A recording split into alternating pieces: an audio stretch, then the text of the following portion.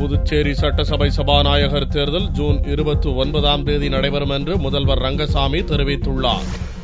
புதுச்சேரி சட்டசபை சபாநாயகர் தேர்வு குறித்து கவர்னர் இக்பால் சிங்குடன் முதல்வர் ரங்கசாமி ஆலோசனை நடத்தினார். அதன் பிறகு செய்தியாளர்களை சந்தித்த முதல்வர் ரங்கசாமி ஜூன் 29ஆம் தேதி சபாநாயகர் தேர்தல் நடைபெறும் என்று தெரிவித்தார். வேட்புமனுக்களை 28ஆம் தேதி பகல் 12 மணி முதல் மாலை 5 மணி வரையில் சட்டசபை செயலரிடம் அளிக்கலாம் எனவும் ரங்கசாமி கூறினார்.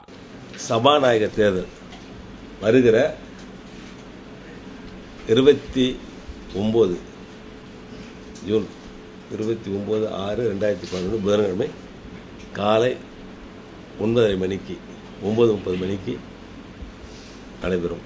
டெல்லி சென்று சோனியாவை சந்தித்தது குறித்த செய்தியாளர்களின் கேள்விக்கு பதிலளித்த ரங்கசாமி மரியாதை நிமித்தமாக சந்தித்ததாகவும் புதுச்சேரி அரசு செலுத்த வேண்டிய 4040 கோடி ரூபாய் கடனை தள்ளுபடி செய்ய வலியுறுத்தியதாகவும் தெரிவித்தார். மத்திய அரசிடம்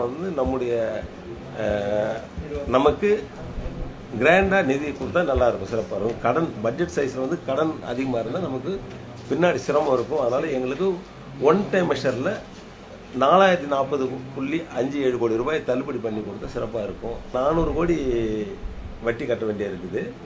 அதனால நீங்க ஒன் டைம் மெஷர் தள்ளி தரணும்னு கேட்டிருக்கோம். சபாநாயகர் தேர்தலுக்கான என்ஆர் காங்கிரஸ் கட்சியின் வேட்பாளர் விரைவில் அறிவிக்கப்படுவார் என்றும் சபாநாயகர் தேர்ந்தெடுக்கப்பட்ட பின் அமைச்சர்களுக்கு இலாகா ஒதுக்கீடு செய்யப்படும் என்றும் முதல்வர் ரங்கசாமி தெரிவித்தார்.